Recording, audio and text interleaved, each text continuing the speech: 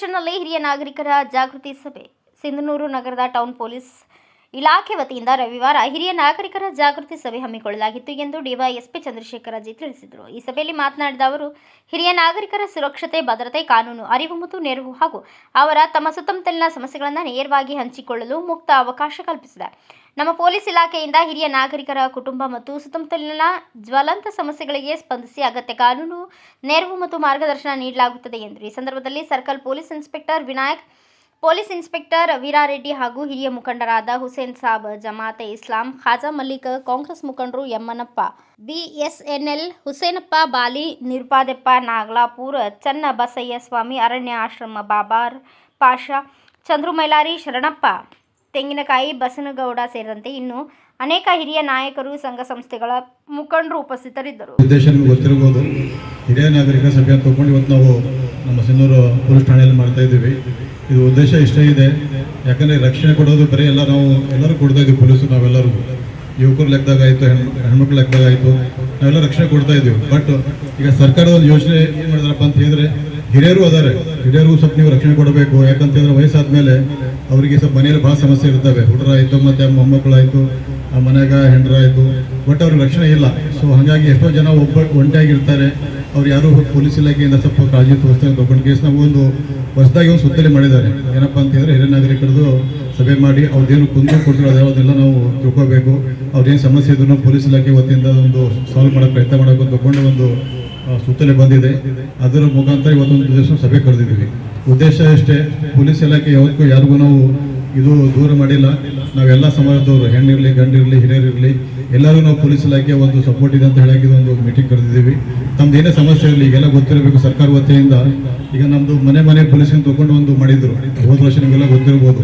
ಎಲ್ಲ ನಮ್ಮ ಪೊಲೀಸ್ ಇಲಾಖೆದು ತಮ್ಮ ಬೀಟ್ ವ್ಯಾಪ್ತಿಯಲ್ಲಿ ಎಲ್ಲರಿಗೂ ಸ್ಟೇಷನ್ಗೆ ಬಂದು ಎಲ್ಲರಿಗೂ ಮನೆಗೆ ಬಂದು ತಮ್ಮ ಕುಂದೂರು ಕೇಳ್ತಾ ಇದ್ರು. ನಿಮ್ದು ಏನಾದರೂ ನಮ್ಮ ಪೊಲೀಸ್ ಇಲಾಖೆ ಸಂಬಂಧಪಟ್ಟಂಗೆ ಸಮಸ್ಯೆ ಇರಲಿ, ಏನಾದರೂ ನಿಮ್ಮದು ಬೇರೆ ಇಲಾಖೆ ಸಮಸ್ಯೆ ಇರಲಿ ಕೂಡ ನಾವು ಅದನ್ನು ಸಮಸ್ಯೆ ಬಗೆಹರಿಸ್ತು ತಗೊಂಡು ನಿಮ್ಮೆಲ್ಲ ಮನೆಗೆ ಬಂದು ಸಮಸ್ಯೆ ಕೇಳ್ತಾ ಇದ್ವಿ. ಅದೇ ರೀತಿಯಾಗಿ ಏನಾಗಿದೆ, ಮತ್ತೊಂದು ಈಗ ಸೀನಿಯರ್ ಸಿಟಿಜನ್ ಆ್ಯಕ್ಟಲ್ಲಿ ಸೊ ತಾವು ಕೂಡ ಅದರಲ್ಲಿ ಒಂದು ನಮ್ಮ ಪೊಲೀಸ್ ಇಲಾಖೆಯಲ್ಲಿ ಒಂದು ಭಾಗ ಆಗಿದ್ದೀರಿ. ಮುಂದಿಟ್ಟಿದ್ದಾರೆ. ಯಾಕಂದ್ರೆ ಮತ್ತೆ ಹೆಜ್ಜೆ ಇಟ್ಟಿದ್ದಾರೆ ಅಂದ್ರೆ ಹಿರಿಯ ನಾಗರಿಕರನ್ನು ಕರೆದಿದ್ದಾರೆ ಅಂತಂದ್ರೆ ಅವರು ಹೆಗಲ ಮೇಲೆ ಒಂದು ಭಾರ ಇಟ್ಟಾರ. ನೀವು ಮನ್ಯಾಗ ಖಾಲಿ ಕುಂತೀರಿ, ಮನ್ಯಾಗ ಏನೋ ಒಂದು ತ್ರಾಸು ಮಾಡ್ತೀರಿ, ತ್ರಾಸು ಅನುಭವಿಸ್ತೀರಿ. ಅದ್ರ ಜೊತೆಗೆ ಇದೊಂದು ವಜ್ಜೆ ಒತ್ಗಾಡ್ರಿ.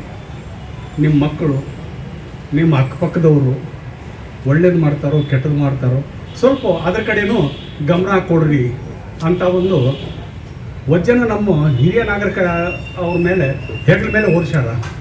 ಅದು ಒಂದು ನಮ್ಮ ಸ್ವಾಗತ, ನಾವು ಒತ್ಕೊಂತೀವಿ ಅದ್ರ ಜೊತೆ. ಯಾಕಂದರೆ ನೀವು ನಮ್ಮ ಸಪೋರ್ಟ್ ಇದ್ದೀರಿ ಅಂತಂದಮೇಲೆ ನಾವು ಅದನ್ನು ಒತ್ಕೊಂಬಕ್ಕೆ ರೆಡಿ ಇದ್ದೀವಿ. ಏನಾದರೂ ಒಳ್ಳೆಯದು ಕೆಟ್ಟದು ಅಂತ ಏನಾದರೂ ಬಂದರೆ ನಾವು ನಿಸ್ಸಂಕೋಚವಾಗಿ ನಿಮಗೆ ತಿಳಿಸ್ತೀವಿ.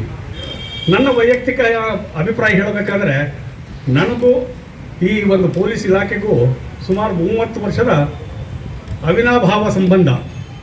ಯಾಕಂದರೆ ನಾನಿದ್ದದ್ದು ದೂರವಾಣಿ ಇಲಾಖೆ, ಟೆಲಿಫೋನ್ ಡಿಪಾರ್ಟ್ಮೆಂಟು, ಪೊಲೀಸ್ ಡಿಪಾರ್ಟ್ಮೆಂಟು ಎರಡೂ ಒಂದೇ.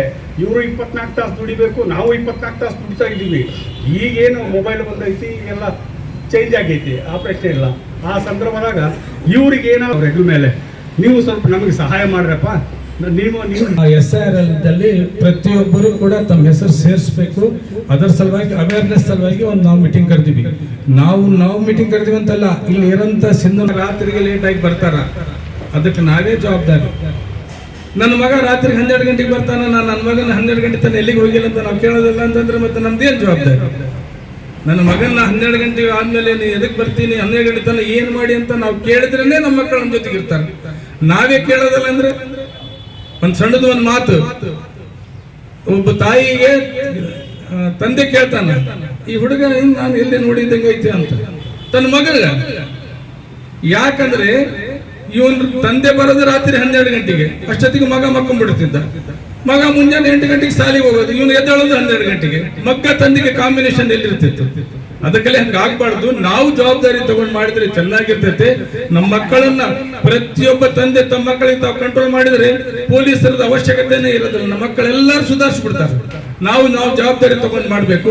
ಜೊತೆಗೆ ಸಾಹೇಬರಲ್ಲಿ ಒಂದು ರಿಕ್ವೆಸ್ಟ್, ರಾತ್ರಿಗೆ ಟ್ರೈನ್ ನಲ್ಲಿ ನಿಂದಿರ್ತೈತೆ, ಆ ಟ್ರೈನ್ ನಲ್ಲಿ ಸ್ವಲ್ಪ ಅವ್ಯವಹಾರ ನಡೀತಾವಂತ. ನಮ್ಮ ಇತ್ತಿತ್ತಲಾಗಿ ಪೊಲೀಸ್ ಇಲಾಖೆ ಭಾಳಷ್ಟು ಪ್ರಜಾಸ್ನೇಹಿ ಜನಸ್ನೇಹಿ ಕೆಲಸ ಮಾಡ್ತದೆ. ಅದರ ಒಂದು ಅಂಗ ಇವತ್ತಿನ ಈ ಒಂದು ಸಭೆ. ಎರಡು ವಿಷಯಗಳು ಇವತ್ತಿನ ಈ ಸಭೆಯಲ್ಲಿ ಚರ್ಚಿಸಲಾಗ್ತಾ ಇದೆ.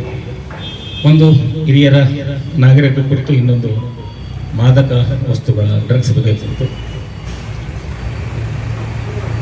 ನಾವು ಕುರಾನ್ನಲ್ಲಿ ಒಂದು ಪ್ರಾರ್ಥನೆ ಬರ್ತಾ ಇದೆ, ರಕ್ಕಿದ ಹಮ್ಮುಮ ಕಮರಪ್ಪ ಯಾನಿ ಸಗೀರ ಅಂತ ಒಂದು ಪ್ರಾರ್ಥನೆಯನ್ನು ಕಲಿಸಲಾಗ್ತಿದೆ. ಯಾವ ರೀತಿ ಚಿಕ್ಕ ಮಗುವೆ ಹುಟ್ಟಿದ ತಕ್ಷಣ ಸ್ವಾಭಾವಿಕವಾಗಿ ಅವನ ಯಾವ ರೀತಿ ತಂದೆ ತಾಯಿಗಳು ಸೇವೆ ಮಾಡ್ತಾ ಇದ್ದಾರೆ, ಅವನೆಲ್ಲ ಒಳಿತು ಕೆಟ್ಟಿದ್ದಾನೆ, ಅವನ ಬೇಡಿಕೆಗಳನ್ನು ಈಡೇರಿಸ್ತಾ ಇದ್ದಾರೆ, ಅವನ ಸ್ವಚ್ಛತೆ, ಆ ಊಟ, ಆ ಮಗುನ ಎಲ್ಲ ನೆರವೇರಿಸ್ತಿದ್ದಾರೆ.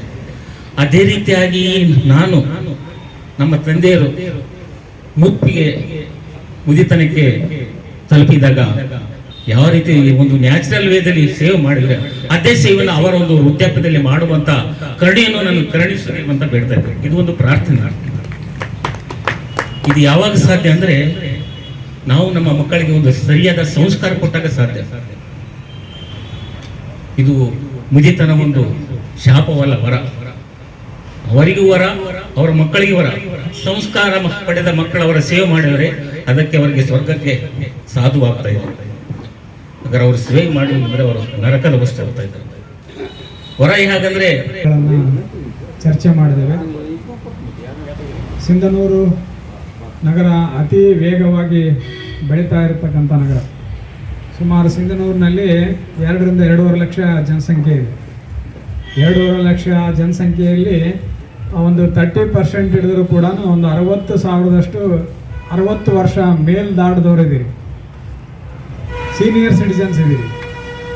ಹಾಗಾಗಿ ಸೀನಿಯರ್ ಸಿಟಿಜನ್ಸ್ ನಿಮ್ಮ ರಕ್ಷಣೆ ನಮ್ಮ ಆದ್ಯ ಕರ್ತವ್ಯ. ಪೊಲೀಸ್ ಇಲಾಖೆದು ನಿಮಗೆ ರಕ್ಷಣೆ ಕೊಡಬೇಕು. ನೀವು ಜೀವನದಲ್ಲಿ ಭಾಳಷ್ಟು ಶ್ರಮ ಪಟ್ಟಿರ್ತೀರಿ, ಮಕ್ಕಳಿಗೆ ಒಳ್ಳೆ ಶಿಕ್ಷಣವನ್ನು ಕೊಡಿಸಿರ್ತೀರಿ, ಸಮಾಜಕ್ಕೋಸ್ಕರ ದುಡಿದಿರ್ತೀರಿ, ಸಿಂಧೂರಿಗೋಸ್ಕರ ಒಳ್ಳೆ ಕೆಲಸ ಮಾಡಿರ್ತೀರಿ. ಈಗ ನಿಮ್ಮ ವಯಸ್ಸಾದ ಮೇಲೆ ನಿಮ್ಮ ರಕ್ಷಣೆ ನಮ್ಮ ಆದ್ಯತೆ ಆಗಬೇಕು. ಆ ನಿಟ್ಟಿನಲ್ಲಿ ಇವತ್ತು ಈ ಒಂದು ಸಭೆಯನ್ನು ಕರೆದಿದ್ದೇವೆ. ಇವತ್ತಿನ ಸಮಾಜವನ್ನು ನಾವು ನೋಡಿದ್ರೆ, ಇವತ್ತು ಯಾವುದೇ TV ಚಾನಲ್ ಆನ್ ಮಾಡಿದ್ರೆ ಬರೀ ಅದರಲ್ಲಿ ಅಪರಾಧಗಳ ವಿಷಯಗಳೇ ಬರ್ತವೆ. ಅಲ್ಲಿ ಕೊಲೆ ಆಯಿತು, ಇಲ್ಲಿ ಹಲ್ಲೆ ಆಯಿತು, ಚಾಕು ಹಾಕಿದ, ಬಾಂಬ್ ಬ್ಲಾಸ್ಟ್ ಮಾಡ್ದ ಅಂತ ನಾವು ಈ ಅಪರಾಧ ಚಟುವಟಿಕೆಗಳನ್ನೇ ಅವುಗಳಲ್ಲಿ ನೋಡ್ತಾ ಇದ್ದೇವೆ. ಪೇಪರ್ನಲ್ಲೂ ಕೂಡ ಅವೇ ಬರ್ತಾ ಇದ್ದಾವೆ.